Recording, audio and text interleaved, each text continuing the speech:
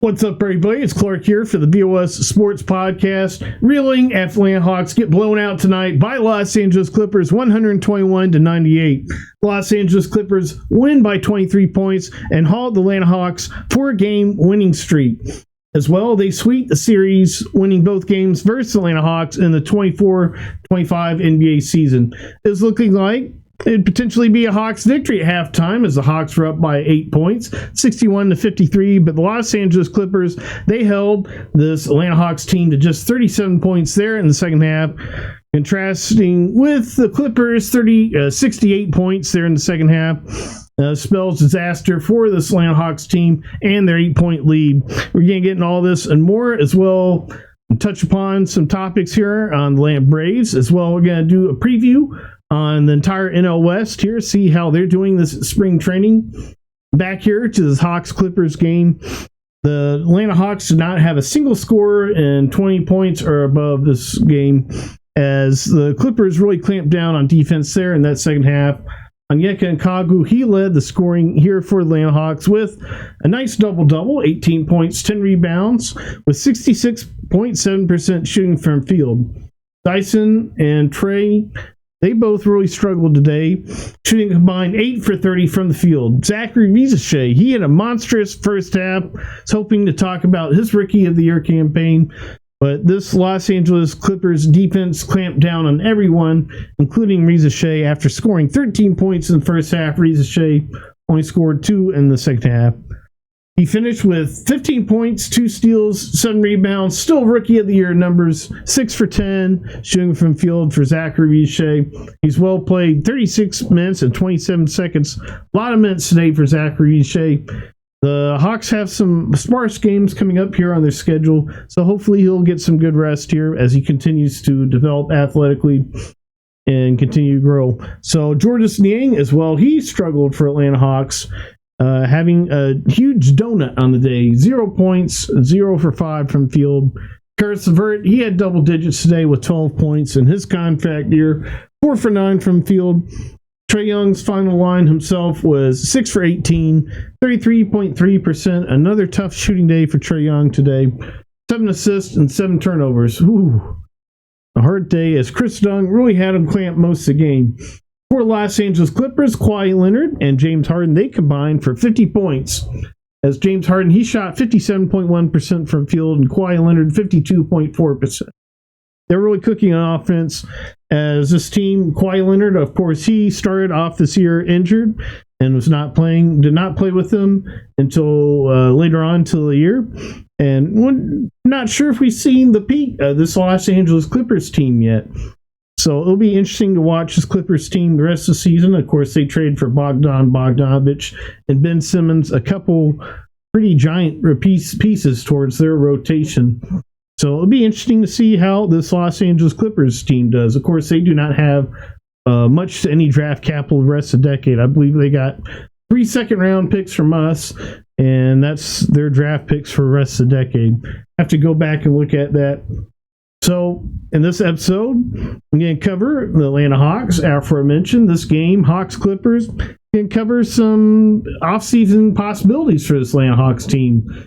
Exploring the mid-level exception, one of the exceptions, the salary exceptions the Hawks can use to sign a player, and a pretty decent player here as they operate above the salary cap going into the 25-26 season. As well, we'll catch up with Atlanta Braves, see how they're doing in spring training. As well, we're going to look at the NL West. How are they doing this spring training? As the Atlanta Braves' first 7 games of the season are versus the NL West. So back here to this Hawks-Clippers game, of course, we look at 3 key stats, whether or not team wins a basketball game. The Atlanta Hawks are winning 2 out of 3 of those at halftime.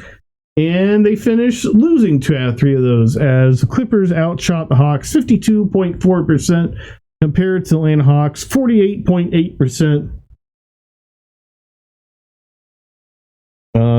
I have the wrong rebound numbers written down there.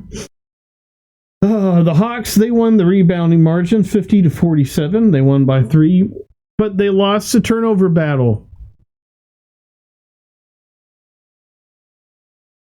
13-19. The Hawks only had 8 turnovers at halftime, and wound up having 11 second half turnovers. Huge start this story as well. They were winning that field goal percentage there at halftime.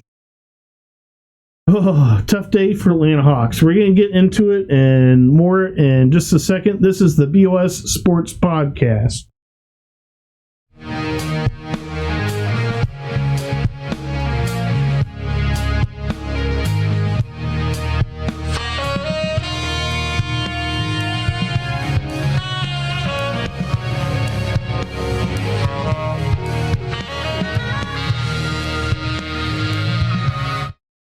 So aforementioned, this game was a tale of two halves, as the Hawks would have had a double-digit lead going into halftime if it were not for a Nicholas Batum three-point shot, buzzer being shot in the first half, as the Hawks led 61 to 53 at halftime after the Batum made three-point shot. Zachary Vichet, he had a nice first half with 13 points, 2 steals, 3 of the 7 rebounds. A perfect shooting day to that point, for 5 for 5 from field. He had his one and only 3-point shot made on the day in the first half. Well, he is perfect 2 for 2 from the line. Karis LeVert, he had 10 of his 12 points there in the first half. 3 rebounds, 3 for 6 shooting from field in the first half with 2 3-pointers made. Trae Young, he had 6 points first half, 5 assists, 2 rebounds. He's already struggling shooting from field, only making 2 of his 9 field goals in the first half, 22.2%. Dyson Daniels as well, he was struggling in that first half with 4 points and shooting 1 for 6 from field. His only bucket was on a very tough drive versus Kawhi Leonard. So Onyeka Okongwu, he had 8 points, 5 rebounds, 8 of his 10 points on the day, and 5 of his 10 rebounds in the first half for Onyeka Okongwu. Well, he was a perfect 3 for 3 from field. Kawhi Leonard for the Clippers had 10 points first half, 10 minutes 25, 5 for 10 shooting from field, 2 steals, 2 of his 5 steals in a day. Monstrous day for Kawhi Leonard. This hyped up the defensive matchup they talked about on a pre-game show there. And Dyson Daniels, he had 3 steals on a day. Kawhi Leonard, he outdid him with 5 steals today. So Kawhi Leonard, he won the steal matchup today, in addition to the game as well. James Harden, first half, had 12 points, 5 rebounds, 4 for 9 shooting from the field. Bogdanovich in his return to State Farm Arena in a different uniform for Los Angeles Clippers. 10 first half points for Bogdanovich, 4 for 6 shooting from field, 2 made 3-point shots. Aforementioned, the Hawks, they led 2 out of the 3 categories we look at this game and whether or not a team wins a basketball game. Actually, they were winning all 3 of those categories as they were out shooting the Clippers at halftime 52.4% compared to the Clippers 48.8%. The Hawks were out rebounding them 24-19, and the Hawks were winning the turnover margin 8-9 at that point. The story would quickly change there after the opening inbound, of the third quarter. As Kawhi Leonard, he got 2 straight buckets at the 10-minute, 44-second mark after a layup at 61-57 Hawks. That Hawks lead is starting to evaporate quickly here in the third quarter. And it was the start of a 35-8 run, which would be the entire quarter. That would be, if you look at scores by quarters, 35-8. That's how badly the Clippers put a whipping on this Hawks team there in that third quarter. It was not fun to watch. James Harden, he had 13 points in about 7 minutes there. And the scoring started. That third quarter started, the woes for the Hawks started with a Nicholas Batum block on Dyson Daniels there at 11-minute, 44-second on Onyeka Okongwu. He then missed the 3-point shot after getting the Hawks ball back. Dyson Daniels, he had turnover on next possession. Kawhi Leonard, he got the first score of the third quarter there at the 11-minute, 7-second mark, 61-55. Kawhi layup seconds later, 61-57. Ivica Zubac, 9 minutes, 47 seconds, 61-59. Hawks lead down to 2. That'd be their last lead of the game, as after Zubac gets another layup, Moments later, 9-minute, 17-second mark, tied 61-61. Quinn Snyder, he elected to let the Hawks slide. As I pointed out, when Igor Kokos,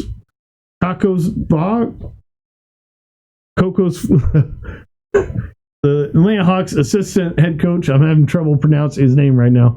When he filled in for Quinn Snyder the other day, I pointed out that he was a little bit quicker to call a timeout there when the Hawks struggled and a run was amassed by the other team.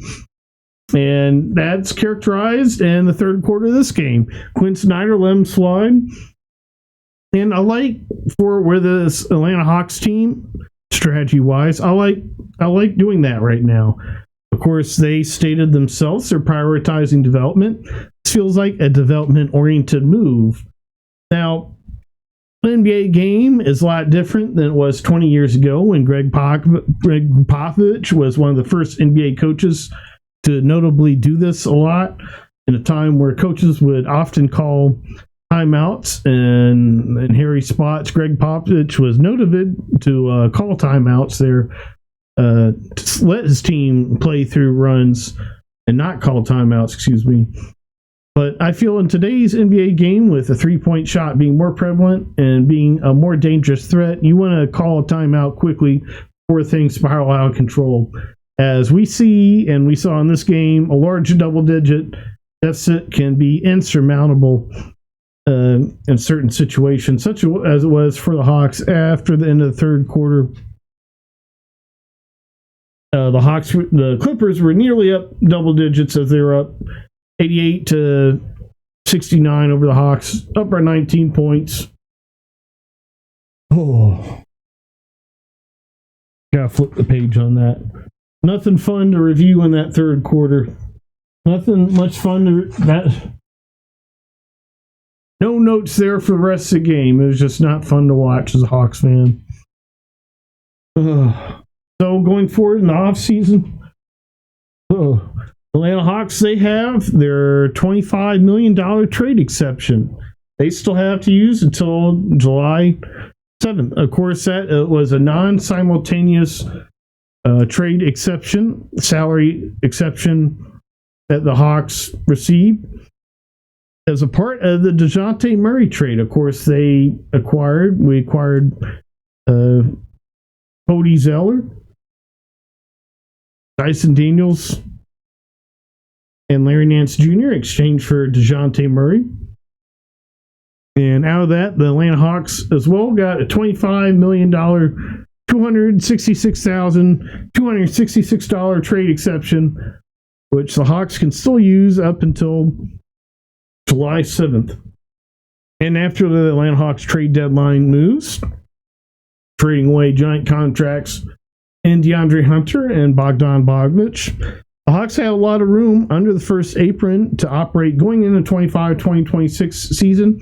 It'll be fun to imagine different roster possibilities that they can put together with that. One possibility that I've already mentioned this week was Josh Giddey, a point guard that's currently on the rise. And Brian Windhorst was quoted as saying the other day that he's expecting him to get a contract around $30 million. And of course, that will be above the trade exception and will not work for the Atlanta Hawks, as the trade exception cannot be combined with others.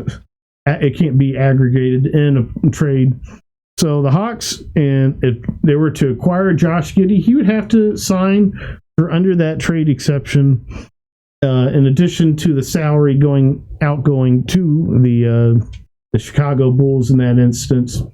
And we'd really be looking at only trading a couple different players, as the Hawks like to keep Terrence Mann, like to keep Georges Niang. It's nice depth to have. They're great players. They've been very stalwart players for Atlanta Hawks, and certainly be some kind of piece for any kind of contending team here, contending for a championship. So, trading for Josh Giddey, you'd probably be looking at trading players such as potentially Don Barlow or Kobe Buffkin, or simply picks and cash consideration deal, maybe with another prospect as well. And another option that I've been looking at and a little bit more excited about And of course, he's already locked into a contract, which would make things a bit easier, is Colin Sexton. He's going into 2025-2026 season making $19 million. A little bit over $19 million, that is, $19.175 million. And so, absolutely, you could potentially package Dom Barlow or Kobe Buffkin, trade them 1-for-1 with a package of picks for Colin Sexton. Probably take quite a lot of convincing, especially if the Hawks don't want to give up a 2025 first-round draft pick, which, if you want to build a contender for next year, I don't think you can do that. In addition, the Atlanta Hawks also have the standard mid-level exception rate, which is projected to be just over $13.5 million. So between these two salary cap exceptions for the Hawks, both their non-simultaneous trade exception from the DeJounte Murray trade and the mid-level exception with $13.5 million going in next year, the Atlanta Hawks can acquire a couple of nice extra players here to add to their depth, in addition to who they draft. Of course, mention names such as Noah Sengay, Ryan Kalkbrenner, Joni Broom for Atlanta Hawks. The Hawks will have a little bit of a tough choice. It's looking now like some people are really hyping up Ryan Kalkbrenner, so he's probably trending up in that first round. That's going to be a Lakers pick if the Hawks want him. So the Hawks will have a little bit of a tough choice if that Kings pick realizes. Noah Sengate will be there right in that selection range. Names such as Derek Queen and Eamon Malik, they'll likely already be off the board by the time the Hawks are selecting. So unfortunately, of course, Thomas Sorber, he went down with that foot surgery, rest of the year for Georgetown. I really liked him, but with his injury, it's a little bit concerning. And Noah Sengay is right there. He's not injured. He's a little bit younger as well, has shown maybe a little bit more upside. So I feel like you have to go with Noah Sengay, even if he might potentially be a multi-year development kind of deal. Zachary Rizachet thought, maybe he might be developing this entire year physically, but we've seen real flashes of brilliance out of Zachary Rizachet. Of course, only being 19, and of course, they are prioritizing his physical development. He did play a lot of minutes tonight with that 36 minutes, 26 seconds tonight. So a little bit less physical development prioritization tonight, maybe. As well, my previous suggestion is adding Josh Giddey. If you're adding a player, $25 million in trade, if you want to add additionally another player with a $13.5 million mid-level exception, that's $38.5 million combined with the Atlanta Hawks projected to be $143 million next year. That's over the first apron, so that would really restrict the Hawks and what they could do if they were to make a trade such that for Josh Giddey. Karis LeVert, a lot of Atlanta Hawks fans are saying, re-sign Karis LeVert. I like that idea.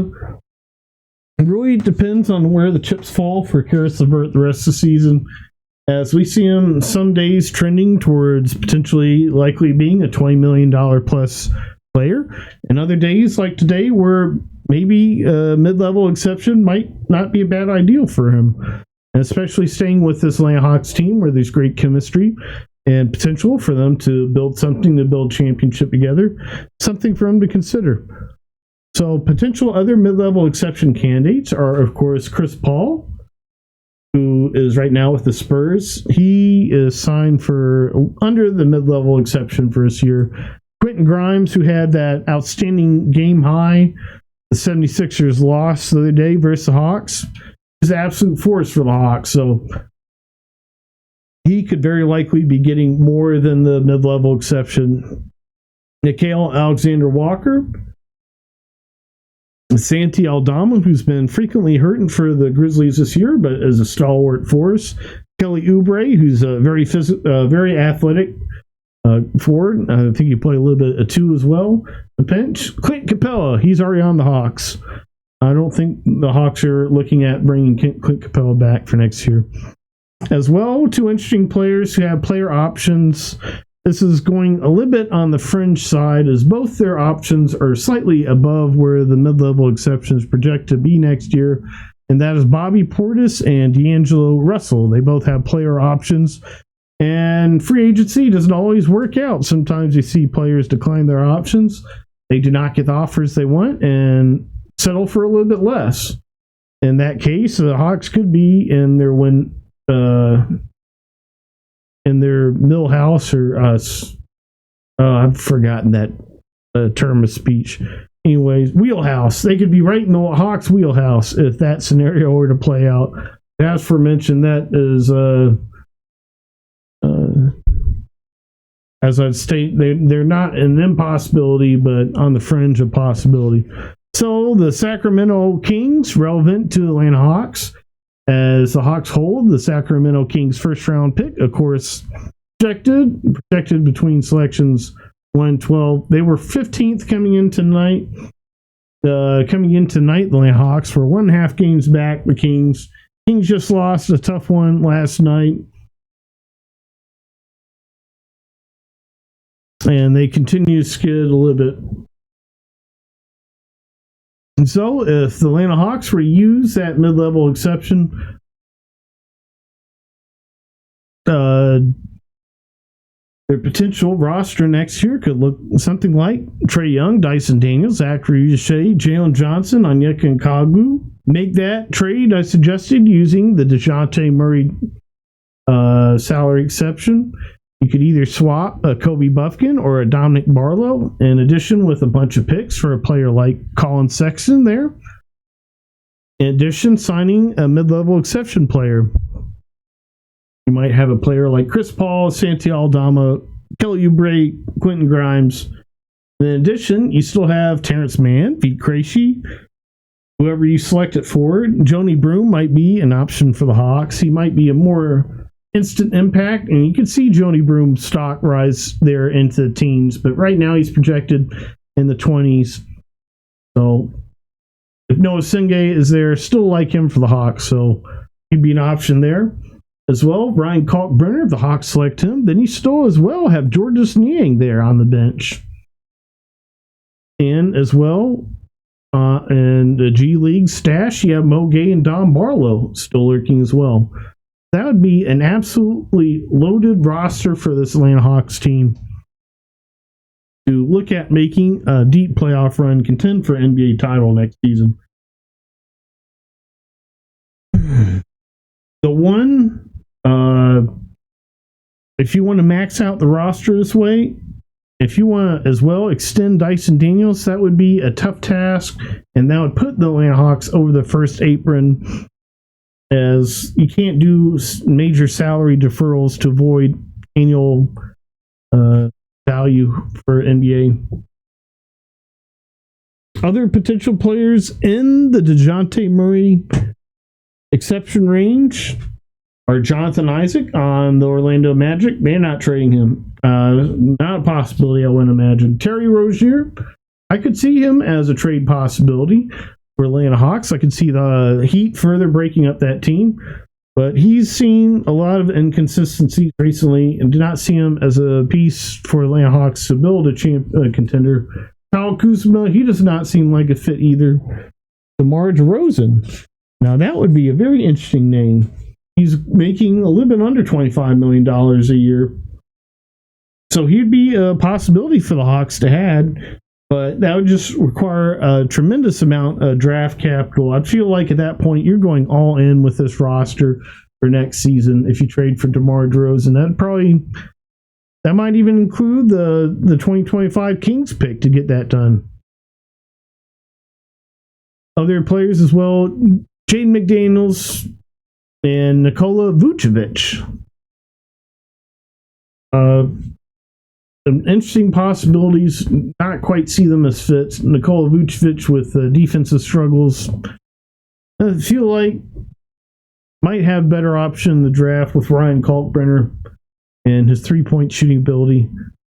But you really never know how college players will translate in the NBA.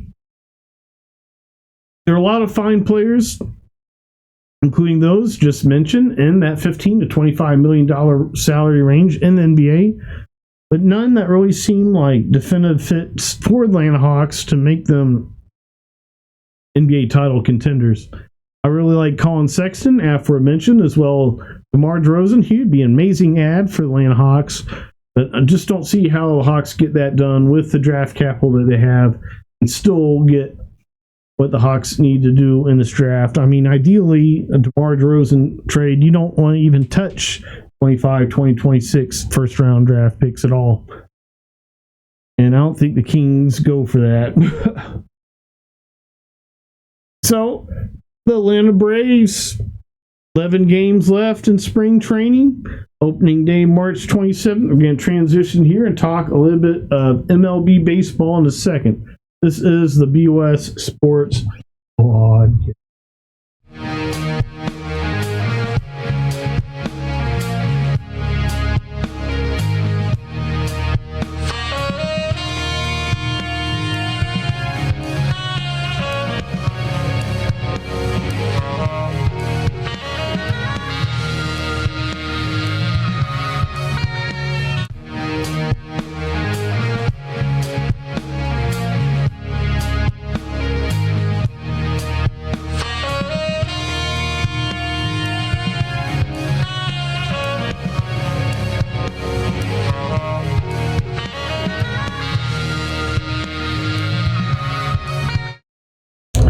So, aforementioned, 11 games left in spring training for Atlanta Braves, and that includes split squad action tomorrow, with Atlanta Braves facing both the Red Sox and the Minnesota Twins tomorrow. And we also, as well, conveying the very concerning news, Austin Riley, he's hit by a pitch today by Jackson Rutledge of the Washington Nationals. He's hit in the same hand that was surgically repaired at the end of last season. Reported by the beat writers Justin Toscano, Mark Bowman, to receive both X-rays and CT scans. Both yielded negative, no fracture, and they expect Austin Riley to be day-to-day. So, thankful, amazing news for Austin Riley after that very scary scene today. And comes MLB baseball just 2 days after Bobby Witt Jr. He got hit by a pitch, and he's had announced that he had avoided a significant injury as well, and will be start for MLB season. Pitchers got to be careful in spring training, pitching inside. You got these pitchers that are minor leaguers, double A's, triple A's. They've hardly have ever seen Major League Baseball. And they're pitching inside on these players making 9 figures. Doesn't seem like that great of an idea. If they need to practice pitching inside, practice on a different player. Maybe one that's not quite as important as Austin Riley is. So, moving on, Spencer Schwellenbach for Atlanta Braves. He had a nice day. A bit of scuffling in this week's outing, as well as last week's outing. Allergy season here in Atlanta. Gonna pause here for a quick nose-blowing station identification.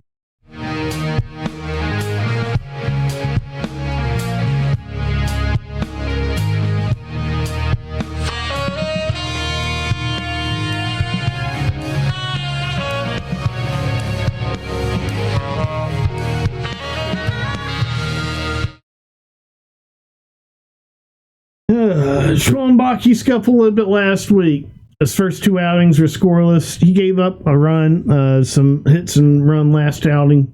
This outing as well today, 4.2 innings pitched, 4 hits, 2 earned runs, 7 strikeouts. Nick Green, the broadcast there dismissed concerns about Spencer Schwellenbach. And having a 3.55 spring training ERA, in addition to 16 strikeouts and a 1.03 whip, I tend to agree with the broadcast here on Spencer Schwellenbach, as we'll see and look at key pitchers for some NL West teams about to look at here in just a second. They were really scuffling this spring training. Spencer Schwellenbach, he has outstanding numbers compared to those pitchers. I feel good about where he is, and I'm not concerned about his struggles in today's game. So Angel Perdomo as well for the Atlanta Braves. 1.1 innings today, 2 strikeouts, as he'll be likely a mainstay in that Braves bullpen this season. Pierce Johnson, 1 inning, 1 hit, scoreless as well for Atlanta Braves. Atlanta Braves, since we last talked early in this week, they've been feasting still on the minor league pitching of spring training. As today, Marcell Ozuna, he got a 2-run blast, I believe, off of Jackson Rutledge. All the Braves regulars, except for Ozzie Albert and Jerry Clelnick, got hits today. Drake Baldwin, he got a nice single with an RBI with Michael Harris on third base after he got his hit today. Arcia, he got a hit today, I believe his first of spring training. Michael Harris's 2 home run, Michael Harris had 2 home run day Wednesday versus Dean Kramer and Logan Reinhart. They're the Baltimore Orioles. Not exactly their top starting rotation pitchers, but nice day for Michael Harris II as he's putting together some very nice spring training numbers. The Braves, overall, they're checking off every box we'd like them to see. The pitching overall is very strong, especially with these other NL teams that we're about to review here in a second. Focusing on NL West, there's a lot of pitching struggles over there. We're not quite having that over here with the Braves. Pitching is looking fine and dandy. We'd like to see Orlando Arcia and Ozzie Albies doing better. They're certainly struggling as well. We'd like to see our regulars have more success against the regular pitchers. Some of the stalwart mainstay pitchers that we're seeing here in the Grapefruit League. They mostly had success against minor leaguers and pitchers such as Dean Kramer, who are further down the rotation, further down the bullpen depths. But that's not bad overall, as the Braves will certainly see many pitchers like that in their quest to hopefully be back at the top of the NL East division winners by the end of this season. So the Atlanta Braves, their first 7 games of the season are versus NL West opponents. And we're about to do a round robin, look at all of them, see how they're doing so far this spring training. This is the BOS Sports Podcast.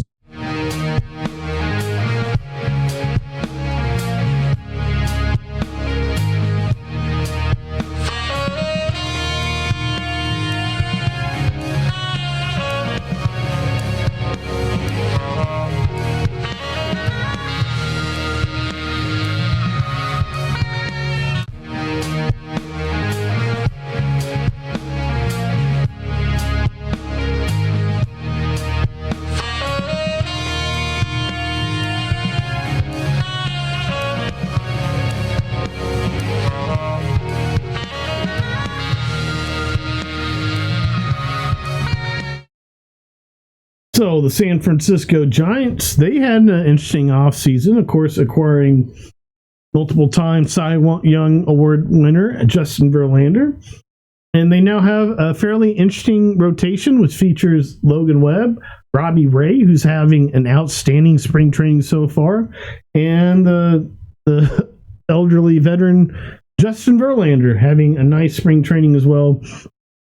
All 3 of them have ERAs under 3. There's Robbie Ray having 17 strikeouts, a 0.54 RIP, and a 1.93 ERA and 9.1 innings pitched. Early watch for a surprise candidate for the MLB All-Star game. Robbie Ray, in a 33-year-old season as a lefty. Quite interesting for San Francisco Giants. Jordan Walker, who the San Francisco Giants converted from a reliever, much like Atlanta Braves did with Reynaldo Lopez. They did last season, same season we did with Lopez. He struggled a little bit last season, and this spring training, he's struggling a little bit again with a 5.4 ERA and 2.2 WHIP. So the Giants have some questions there in the back end of the rotation as well. They're a mix for fifth starter. It's quite dicey. Kyle Harrison, he's in the mix there with a 12.27 ERA so far this spring and a 2.73 whip. Hayden Birdsong, who had some nice appearances for Giants last season, he's looking like he's maybe emerging as a favorite there for the fifth starter with 1.29 ERA, 10 strikeouts, 0.57 whip. He's a 23-year-old right-hander who started 16 games for Giants last season with a 4.75 ERA. Zach Minazine, a new GM there for the Giants there with Buster Posey, who just came in the other offseason. Be interesting squad to look at. Look at how they build their rotation the entire year. If they potentially use a 6-man rotation there consistently with a younger GM and Buster Posey there. Camino Doval, who had struggles last season after starting early in the year injured. He has a nice spring training so far with 1.5 ERA, 0.5 whip, 7 strikeouts, and 6 inning pitch. Ryan Walker, he was installed as a Giants closer last year in Camino Doval's struggles. He's struggling this spring training with a 5.79 ERA and 4.2 innings pitched. New Giants slugger Willy Adames. They signed one of the top free agent position players this offseason, Willy Adames. A little bit of a surprise to many. And he's having a pretty nice spring training so far, hitting .333. On-base percentage of .412, 5 RBIs, and 30 at-bats.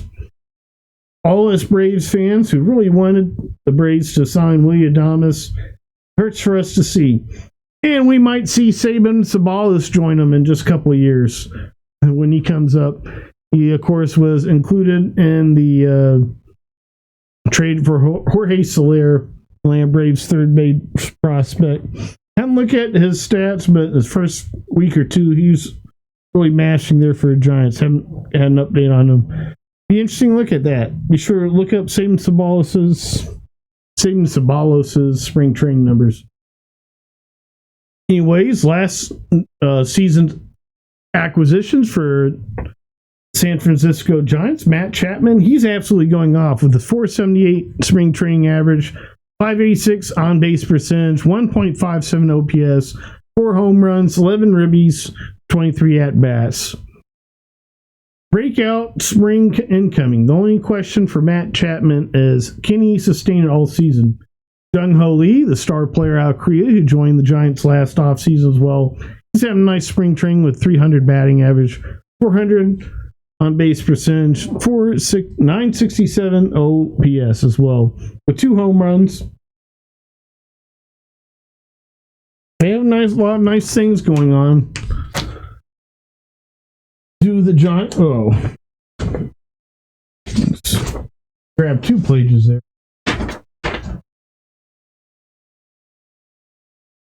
They have a lot of nice things going on, the Giants squad. Of course, they've got some very talented pieces there in the rotation. They're a big 3 with Logan Webb, Robbie Ray, and Justin Verlander. As well, their sluggers, Matt Chapman, Jung-Ho Lee, newly acquired Willy Adames. They're all looking really stalwart. Gerard Encarnacion, as well as having nice spring. But overall, it feels like their position player and their lineup lacks a little bit of depth. In addition to their starting pitching and relief corps. So it'll be interesting. Of course, they'll be in that mix there with the Diamondbacks and Padres for the 2, 3, 4 spot there in the NL West. I'm kind of high on them compared to the Padres. I think the Padres will probably fall off a bit. I think they'll be there in the mix with the Diamondbacks there for the second spot. They're right behind the Dodgers, finished second there in the NL West. And speaking of Diamondbacks, Corbin Carroll, he's back this season, having an absolutely stellar spring training. Looks like I didn't write down his numbers. Oh, yes, I did.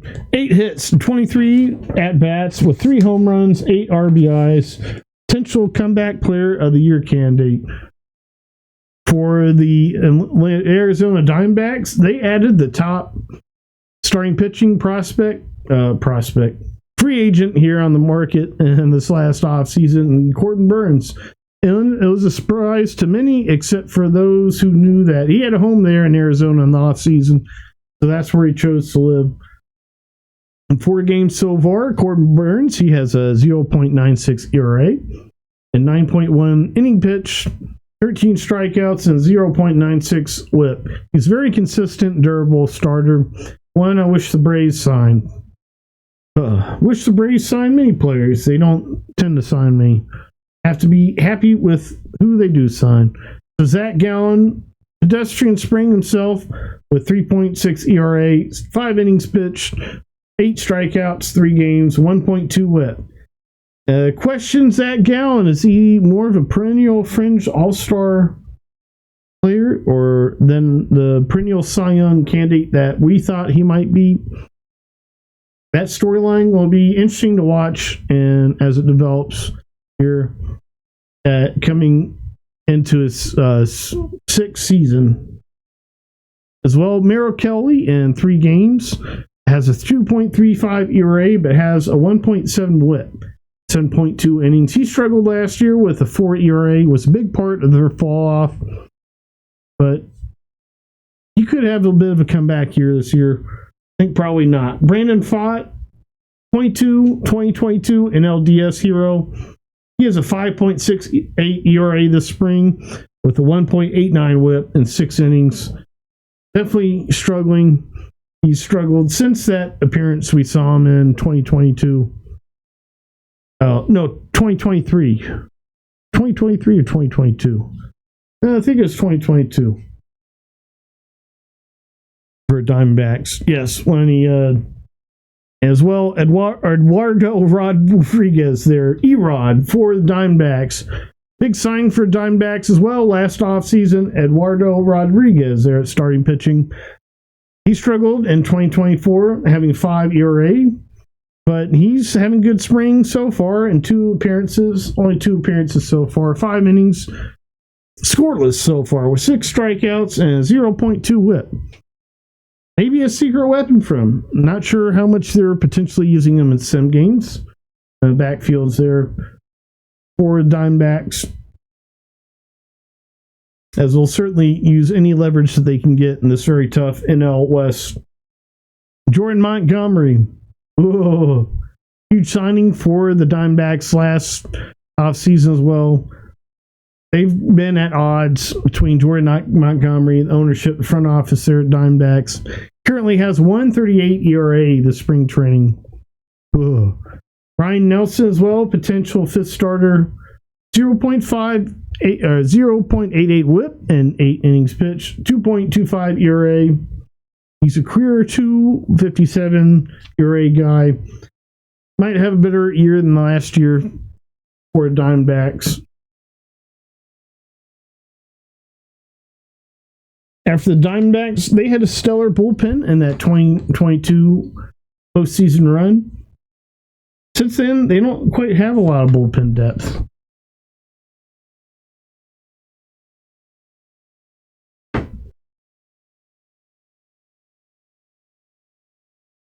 I think 2023, and I did get that confused, didn't I? The Phillies went to the World Series of 2022. 2023 is when Brandon Pfaadt, he went off against the Phillies and Diamondbacks. They went to the World Series. Correction there to this podcast. So aforementioned Corbin Carroll, 8 hits and 23 at-bats this spring training. Aforementioned, they had a monstrous bullpen that year in 2023. The names like Paul Sewald. This year, coming in this year, they still have Kevin Nicol, Joel Mantiply, and AJ Puck. They're all having nice spring trainings, but the rest of their staff, rest of their relief corps, high ERAs of spring training does not look very promising for their bullpen going into 2025 for the Arizona Diamondbacks. Eugenio Suarez, he's having nice spring training as well with 11 hits, 2 home runs, 32 ABs, a 4.36 OBP, a 1.09 OPS. Marginal improvements for Suarez at the plate would translate into some very beefy numbers, as he already had 30 home runs, 101 RBIs last season, with a 256 average, 319 OBP, and 788 OPS. So if he were to improve on that, might be looking at an all-star year for Eugenio Suarez. Geraldo Perdomo, their star young shortstop, who just recently signed an extension. He's having a nice spring training as well, with 10 hits and 30 ABs. Home run, 2 RBIs, nice 444 OBP. Randall Grichuk, he's having a bounce-back spring training so far. 7 hits and 22 ABs. 318 average with 2 home runs. Tel Marte, some numbers for him are down, but he has good average this spring. Pavin Smith, not much to write about, but solid numbers overall for Diamondbacks. The Diamondbacks are well balanced, and with all-star seasons by Corbin Carroll and Eugenio Suarez, they could be a wild card team. And of course, Tel Marte, he's there too. So they have a bit of a three-headed monster in their lineup. A lot of depth. Geraldo Perdomo in there as well. Randall Grichuk a little bit further down the line. They have nice depth there in their lineup. They can figure out something with Jordan Montgomery and shuffle around and figure out that bullpen and starting rotation a little bit. I really like their chances potentially be the second best team in NL West this season. They'll be in competition, I feel like, with the Giants. I feel like the Padres will fall off a little bit. And we're about to get the Padres here in just a second. Padres will be the first matchup versus the Braves. Braves versus Padres.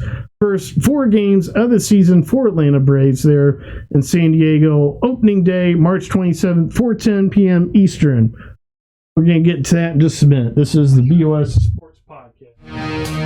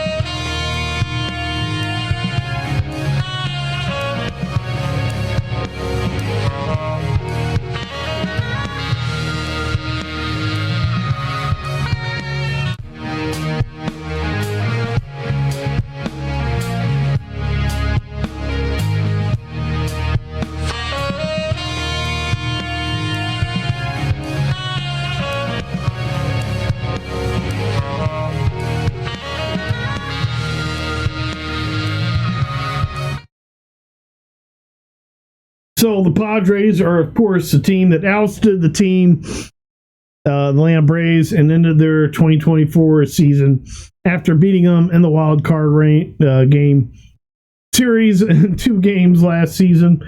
The Braves, the first opponent of the year, March 27th, 4:10 p.m. As well, the Padres this offseason are the center, some of the largest trade rumors in MLB, with Dylan Cease being one of the largest names on the trade market, supposedly, linked to teams such as our Atlanta Braves, as well as the New York Yankees, who just suffered the brutal news of Garrett Cole going down with the Tommy John surgery.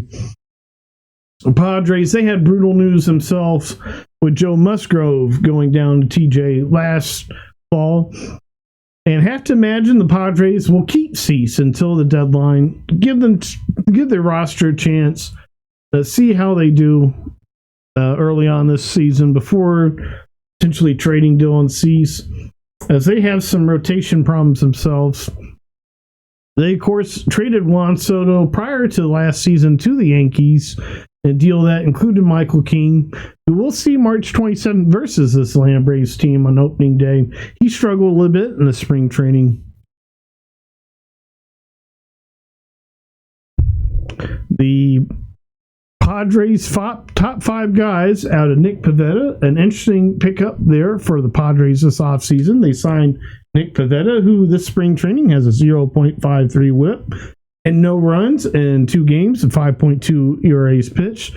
outside of that, things get a little bit dicey. Yu Darvish, in 2 appearances so far as spring training, has a 4 ERA. He's a veteran, maybe not as concerned about that. But Matt Waldron, he has an 8.68 ERA. Michael King has a 5.79 ERA. And Dylan Cease as well has a high ERA as well. And hopefully that trend continues for the Padres, who the first 4 games of the season, as we face those pitchers there in the opening week for the Braves. But for the Padres, and looking for them, they just finished the Padres, Diamondbacks, and Giants all last season finished within 13 games, with the Diamondbacks winning 80 games and the Padres winning 93 games. So they're all right there in that window. Just a little bit off this Padres starting staff and how well they did last year. They could easily fall both behind the Giants and Padres and Giants and Diamondbacks this season. And I feel like the struggles between Dylan Cease, Yu Darvish, Michael King, I think there's a lot of concern for that happening this season for the Padres. Their designated closer, Robert Suarez, in 5 games as well. They have a lot of bullpen problems with Robert Suarez with a 3.82. ERA, the spring training, at 19.64. And the rest of their bullpen is all struggling with ERAs over 4. In many cases, well above, including one of their big names, one of the regulars in their bullpen, Wandy Peralta for the San Diego Padres. He has an 8.31 ERA this spring training, the 2.8 whip, and 4.1 innings pitched, a 2.08 whip. The Padres do have a few bright spots in their bullpen with Jeremiah Estrada, Alec Jacob, Adrian Moseron, the bright spots all having a sub-2 ERA. Moseron, a 26 left-hander. He's still scoreless through 6 games pitched with 6 innings, 2 strikeouts, and 0.5 whip. Elias Diaz, off-season acquisition here for the San Diego Padres. They brought him in at catcher. He's struggling, 3 hits, 18 at-bats, 167 average. Luis Arias, of course, they traded for him from the Marlins last year. Strong spring, 10 hits and 27 ABs, a 370 average, doing Luis Arias type things here in spring training. Question for me, Luis Arias, is can he stay healthy? Of course, he sometimes had those health issues there in Miami. So they brought in as well Connor Joe. He's coming over from the Pirates, and he's having pretty decent spring training as well. 6 hits and 22 ABs with an RBI. He's nice depth for that Padres team. Jake Cronenworth, he's struggling this spring. 4 hits, 23 ABs. Manny Machado struggling as well with a 1.1 average, 2 hits and 18 ABs. Always feel like Manny Machado can turn things on, but never know. Fernando Tatis, nice spring, 4 hits, 13 ABs. He's been limited with an illness. He's coming back as well. He had that leg injury last year. Jackson Merrill, a nice spring training, 8 hits and 27 ABs with 3 homers, 296 average. They added Jason Hayward. He came over from the Dodgers, and he's been really struggling. 2 hits and 19 ABs, 105 average for Jason Hayward, who might be near the end of his MLB career. Alexander Bogaerts as well, not having an ideal spring. 5 hits and 21 ABs, 238 average there for the Padres, Alexander Bogaerts. Padres are an odd conglomerate of pieces there in their lineup. And if their starting pitchers, I feel like, are any less effective than last year, I feel like they'll have a significantly worse year, and both the Diamondbacks and Giants will both jump in the division. And on the early spring training numbers, feel like that'll happen. Of course, we'll get a little bit better feel of that the first 4 games of the season here versus our Atlanta Braves. So, the Colorado Rockies. Woohoo! It's a wonderful, nice stadium to visit there, Coors Field. One of my favorite ballparks I've visited. I've only visited a few, including Truist. It's very nice to see those mountains in the background. And the Rockies, they just never have a very good team. And this year, they're not going to have a very good team again. And they're a bit of a mess pitching-wise, which is a shame, especially at the starting position. It's a shame because they've put together quite a nice group of hitters here that feel like they could be a pretty good lineup. And they might have some comeback victories, some nice, fun Coors Field magic. But aforementioned, they're starting pitching headed by Kyle Freeland, who's having a strong spring training so far with a 2.79 ERA and 9.2 innings pitched, 11 strikeouts, 1.24 whip. He might be a trade candidate for another team. Not the Braves. Don't want him on the Braves. This year, with pitching depth, he's 6'4", 31-year-old lefty with sinker, slider, curve, change mix. Uses for out his fastball. He uses keep hitters honest as it sits. Very low 90s. German Marquez for the Rockies, 5.68 ERA this spring, struggling. 2.05 whip, 6 innings pitched. Ryan Feiner, a 3.3 ERA in 8 innings pitched, 3 games, 1.25 whip. Not so bad. Austin Gomber, he had a 4.75 ERA last year, and coming this year, he only threw 2 innings in 1 game, and he was scratched due to shoulder concerns. No concrete update has been given on Colorado Rockies' Austin Gomber. Antonio Senzatella is providing some hope for the Rockies here in spring training with a 0.75 ERA, 12 games.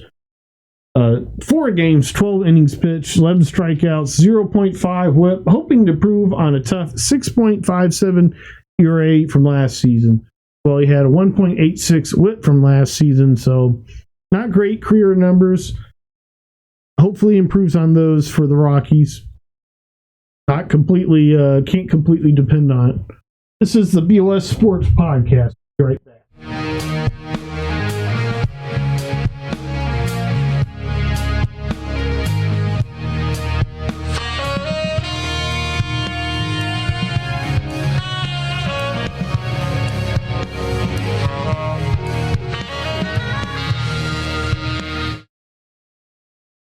As well in their starting pitcher mix, Tyler Kinley, a career 4.9 pitcher who had a scoreless so far this spring training in 5 games, 5 innings pitched with 7 strikeouts and a .4 whip. Jake Bird as well, he has 10 strikeouts and 9.2 innings pitched with a 1.03 whip and a 1.86 ERA, a career 4.543 ERA. Ezekiel Tovar, they just signed him to extension. Their star shortstop. He's had a nice spring training so far with 9 hits, 9 hits and 33 at-bats with a 273 average, 1 home run, and 900 OPS. Chris Bryant, surprise free agent signing from the other offseason. He's struggling with 3 hits and 21 at-bats with homer. Brenton Doyle, the often fantasized name in trade rumors. Feel like he's often brought up in trade rumors. Probably none of them are very accurate. He has 10 hits and 34 at-bats with a 293 average, 2 home runs, 7 RBIs. Nice spring so far for Brenton Doyle. Ugh.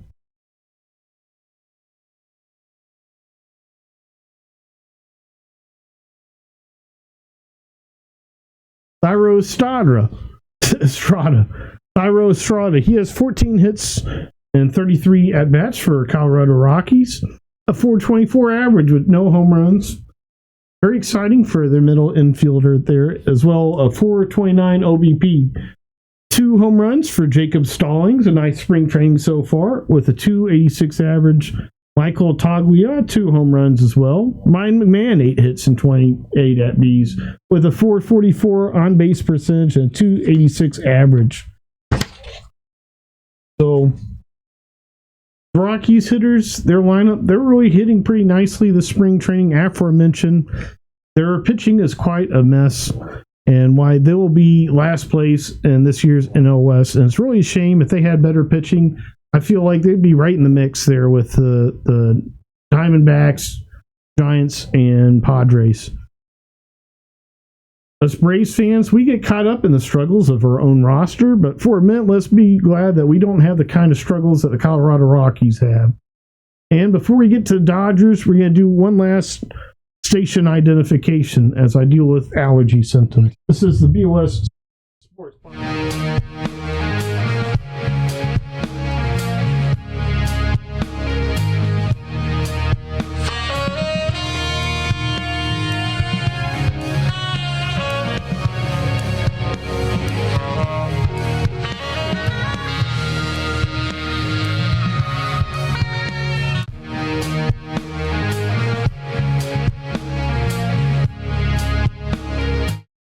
So the Dodgers were again the big name story this offseason. They acquired multiple names. Of course, Michael Conforto, Blake Snell, Tanner Scott, some of the top names here on the free agent market.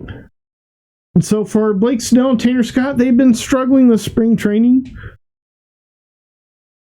While Michael Conforto, he's had a nice spring training for these Dodgers. The Dodgers are, of course, on a little bit of a different schedule, with their season starting just Tuesday morning there in Japan, the Tokyo series.